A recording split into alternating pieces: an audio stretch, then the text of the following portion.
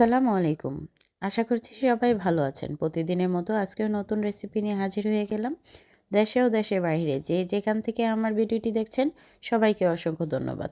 একটি লাইক দিয়ে পুরো ভিডিওটির সাথেই থাকবেন। আজকে আমি আপনাদেরকে পাঁচমিশালি সবজির নিরামিষ রান্না করে দেখিয়ে দেব। আমি এখানে পাঁচমিশালি সবজি নিয়ে নিয়েছি। আমি এখানে আলু নিয়েছি, তারপর পেঁয়াজ কলি নিয়েছি, তারপর নিয়েছি গাজর, তারপরে নিয়েছি বাঁধাকপি, তারপরে নিয়েছি সিম আর নিয়েছি টমেটো। সবগুলো সবজি আমি ছোট ছোট করে কেটে নিয়েছি, দেখতেই পেরেছেন। এখন আমি রান্নায় চলে যাচ্ছি। আমি কিভাবে এই রান্নাটা করে নিয়েছি পুরো ভিডিওটির সাথেই থাকবেন। আর এখানে নিয়েছি ধনিয়া পাতা, পেঁয়াজ কুচি আর কয়েকটা কাঁচামরিচ। এখন আমি পেঁয়াজ কুচি আর কাঁচামরিচ দিয়ে দিচ্ছি। যেহেতু আমি এটা মেখে রান্না করব, তাই এভাবে করে রান্না করছি। আর এখানে দিয়ে দিচ্ছি উঁচু করে 1 চামচ হলুদ গুঁড়া, আর দিয়ে দিচ্ছি একদম অল্প পরিমাণে মরিচ গুঁড়া। জালটা যার যার ইচ্ছে মতো দিয়ে নেবেন। আর দিয়ে দিচ্ছি 1/2 চা চামচ ধনিয়া গুঁড়া, আর দিয়ে দিচ্ছি স্বাদ মতো লবণ। যেহেতু আমি এখানে টমেটো দিয়েছি তাই লবণের পরিমাণটা একটু বেশিই দেব, আর টেস্ট অনুযায়ী লবণটা দিয়ে নেবেন। আমি এখানে 2 চামচ লবণ দিয়ে দিয়েছি আর অল্প পরিমাণে তেল অ্যাড করে দিচ্ছি। দেখতেই পাচ্ছেন আমি কতটুকু পরিমাণে তেল দিয়েছি। এখন হাত দিয়ে ভালো করে মেখে নিচ্ছি।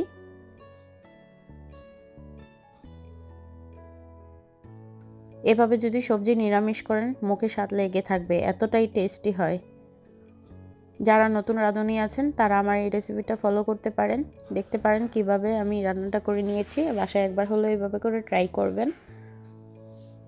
আর দেখতে পাচ্ছেন চুলায় বসিয়ে দিয়েছি। চুলার জালটা হাই হিটে রেখে আমি রান্নাটা করে নিচ্ছি। এখন উল্টে পাল্টে দিচ্ছি। সবজিটা কিন্তু দেখতে পাচ্ছেন সবজি থেকে যে পানিটা ছেড়েছে।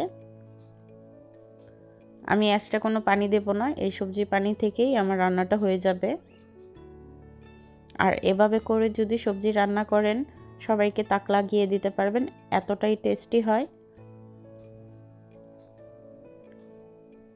এখন আবারও ঢাকনা দিয়ে ঢেকে দিচ্ছি। ঢাকনাটা তুলে আবারও নেড়ে চেড়ে দিচ্ছি। দেখতেই পাচ্ছেন পানিটা কিন্তু শুকিয়ে গিয়েছে।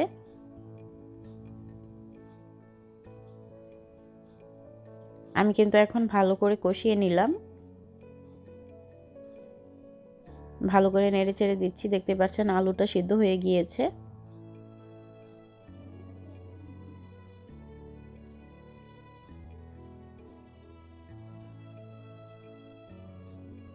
আর দেখতেই পাচ্ছেন কতটা লোভনীয় হয়েছে।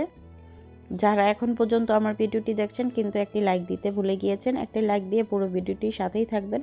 এখন আবারও ঢাকনা দিয়ে ঢেকে দিয়েছি আর ঢাকনাটা তুলে আবারও নেড়ে চেড়ে দিচ্ছি। যারা এখন পর্যন্ত আমার ভিডিওটির সাথেই আছেন সবাইকে অসংখ্য ধন্যবাদ। এই সবজিটা ভাতের সাথে, রুটির সাথে আপনারা যেভাবেই খেতে চান সেভাবেই অনেক টেস্ট পাবেন এভাবে করে রান্না করলে। আমি কিভাবে করে সবজি রান্না করি আমি আপনাদের সাথে শেয়ার করি। আমার যত রান্না আছে আমি যেভাবে রান্না করি সবই আপনাদের সাথে শেয়ার করি। দেখতেই পাচ্ছেন আমার রান্নাটা প্রায় শেষ পর্যায়ে। এখন আমি ধনিয়া পাতা দিয়ে দিয়েছি। আর এতটাই টেস্টি হয়েছে, যাকেই খাওয়াবেন সে আপনার ভক্ত হয়ে যাবে। এত টেস্ট এভাবে করে সবজি নিরামিষ রান্না করলে। আর দেখতেই পাচ্ছেন কতটা লোভনীয় হয়েছে। যারা এভাবে করে সবজি রান্না করে খেয়ে থাকেন তারা অবশ্যই কমেন্টে জানিয়ে যাবেন।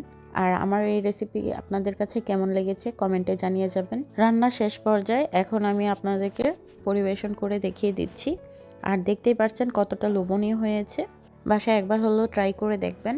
আমার ভিডিও যদি ভালো লেগে থাকে লাইক কমেন্ট শেয়ার করে পাশে থাকবেন। আর চ্যানেলে নতুন হয়ে থাকলে চ্যানেলটি সাবস্ক্রাইব করে পাশে থাকা বেল বাটনটা অন করে দিবেন, যেন নতুন নতুন ভিডিও ছাড়ার সাথে সাথে আপনাদের কাছে নোটিফিকেশন চলে যায়।